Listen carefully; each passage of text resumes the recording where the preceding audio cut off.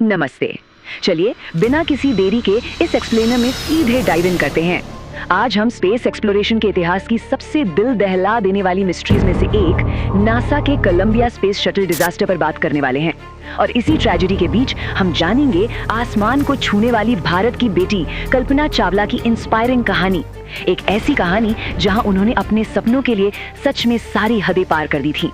इस पूरी घटना को समझने के लिए हमें सीधे नासा के मिशन कंट्रोल रूम की उस टेंस और शांत सुबह में चलना होगा। तारीख थी 1 फरवरी 2003। शुरुआत में तो लग रहा था जैसे सब कुछ बिल्कुल नॉर्मल है। सुबह 8:44 पर शटल लगभग 2 हफ्ते ऑर्बिट में बिताने के बाद धरती के एटमॉस्फेयर में री एंटर करता है।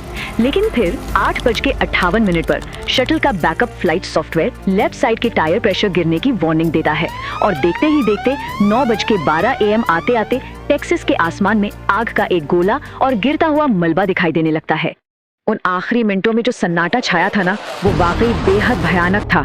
धरती पर बैठे ग्राउंड कम्युनिकेटर्स लगातार शटल से संपर्क करने की कोशिश कर रहे थे। उन्होंने टायर प्रेशर की वार्निंग्स को लेकर सवाल पूछा और वहां से शटल के मिशन कमांडर रिक हस्बैंड की आवाज आई। उन्होंने सिर्फ एक शब्द कहा, रॉजर, और लाइन अचानक से हमेशा के लिए कट हो गई। उस एक आखिरी शब्द के बाद स्पेस शटल से आने वाली आवाजें पूरी तरह से डार्क हो गईं। The girl named imagination, Kalpana Chawla's ascent to the stars।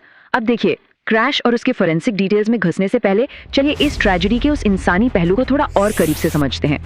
Mission specialist Kalpana Chawla, जिन्होंने अपना नाम खुद चुना था, जिसका मतलब ही है इमेजिनेशन यानी कल्पना।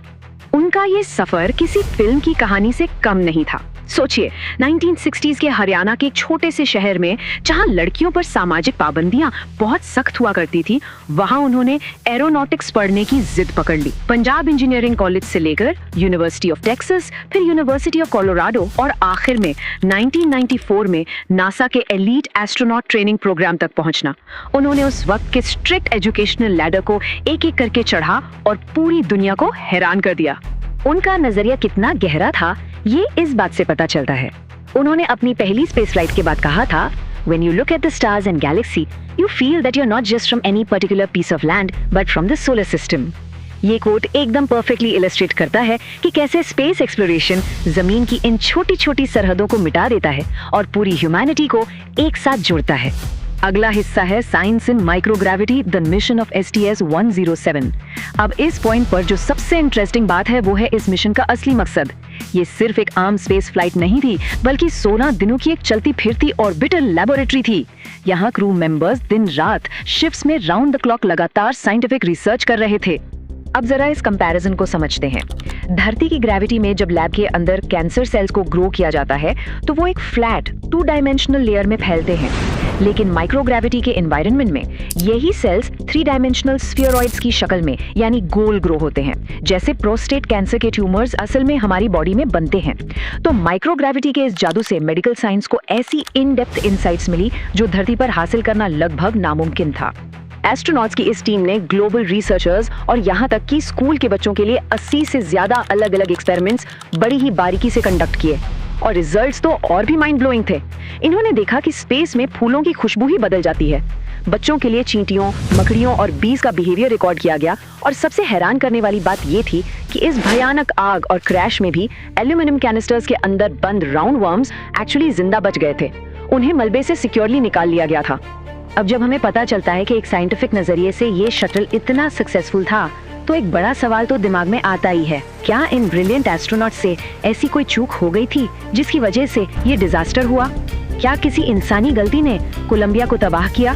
The 750 grand flaw, deconstructing the disaster। तो इस सवाल का सबसे जरूरी जवाब ये है कि नहीं, उन एस्ट्रोनॉट्स की 1% भी गलती नहीं थी। इस तबाही का असली कारण तो मिशन लॉन्च होने के सिर्फ 81 सेकंड्स के अंदर ही शुरू हो गया था। सिर्फ 750 ग्राम, जी हाँ, लॉन्च के वक्त एक्सटर्नल फ्यूल टैंक से एक छोटा सा इंसुलेटिंग फोम का टुकड़ा टूटकर अलग हो गया। इसका वजन सिर्फ 750 ग्राम था, लेकिन फ्लाइट की स्पीड इतनी ज्यादा थी कि उसने शटल के लेफ्ट विंग पर 700 से 900 किलोमीटर प्रति घंटे की भयानक रफ्तार से टक्कर मारी।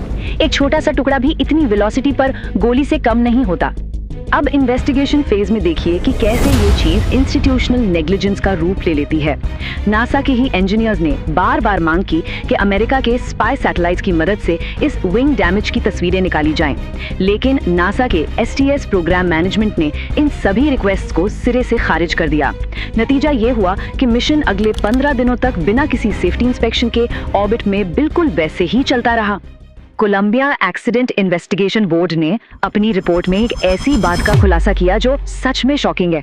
उन्होंने बताया कि लॉन्च के वक्त फोम गिरने के इस रिस्क को नॉर्मल मान लिया गया था।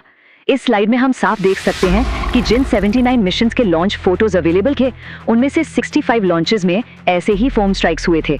उन्हें लगा कि पहले कुछ नहीं हुआ तो अब भी कुछ नहीं होगा, पर इस बार जगह बेहद गलत थी। डिजास्टर की असली फिजिक्स बेहद ब्रूटल और फोरेंसिक थी। उस छोटी सी फॉर्म की टक्कर से विंग के थर्मल प्रोटेक्शन सिस्टम में एक छोटा सा छेद बन गया था। री एंट्री के वक्त जो हाइपरसोनिक हीट थी, उसने इस छेद को एकदम से फाड़ कर बड़ा कर दिया और विंग अंदर से पिघलने लगा। एक के बाद एक इंटरनल सेंसर्स फेल होने लगे। फिर पलक झपकते ही एक वायलेंट डीप्रेशराइजेशन हुआ, जिसमें किसी के भी बचने की कोई गुंजाइश नहीं थी। रिपोर्ट बताती है कि इस प्रक्रिया में क्रू को हीट का दर्द फील करने का मौका ही नहीं मिला। वो इंस्टेंटली बेहोश हो गए थे। हमारा आखिरी हिस्सा, अ lasting legacy, impact and memorials. इस हादसे के बाद 2.5 साल तक स्पेस शटल प्रोग्राम को पूरी तरह से जमीन पर रोक दिया गया। उन्होंने फोम रैम्स को दोबारा रीडिजाइन किया ताकि ये सुनिश्चित किया जा सके कि आगे आने वाली फ्लाइट्स में ऐसी दर्दनाक ट्रेजेडी दोबारा कभी ना हो। कल्पना चावला की लेगेसी आज तक उन भारतीय बच्चों में जिंदा है जिन्हें उन्होंने प्रेरित किया और नासा में मेंटर किया, और लिटरली आसमान में भी उन तारों के बीच जिनकी बातें वो किया करती थी। आज सूरज की परिक्रमा करता हुआ एक एस्ट्रॉइड मौजूद है, जिसे उनके सम्मान में एस्ट्रॉइड 51826 कल्पना चावला नाम दिया गया है। एक सच्ची और हमेशा के लिए रोशन रहने वाली श्रद्धांजलि। जैसे ही हमारा ये एक्सप्लेनर खत्म होता है, हम सबको एक बहुत ही गहरे सवाल का सामना करना पड़ता है। एक तरफ स्पेस एक्सप्लोरेशन से मिलने वाली इतनी अमूल्य साइंटिफिक नॉलेज है, और दूसरी तरफ स्पेस ट्रैवल की ये उतनी ही बड़ी फ्रेजिलिटी। तो क्या इंसानों की इस पूरे कॉस्मोस को समझने की जिद और जज्बा इन मॉन्यूमेंटल रिस्क्स के बराबर है? ये सवाल हमें खुद से जरूर पूछना चाहिए। इस एक्सप्लेनर से जुड़ने के लिए बहुत बहुत शुक्रिया।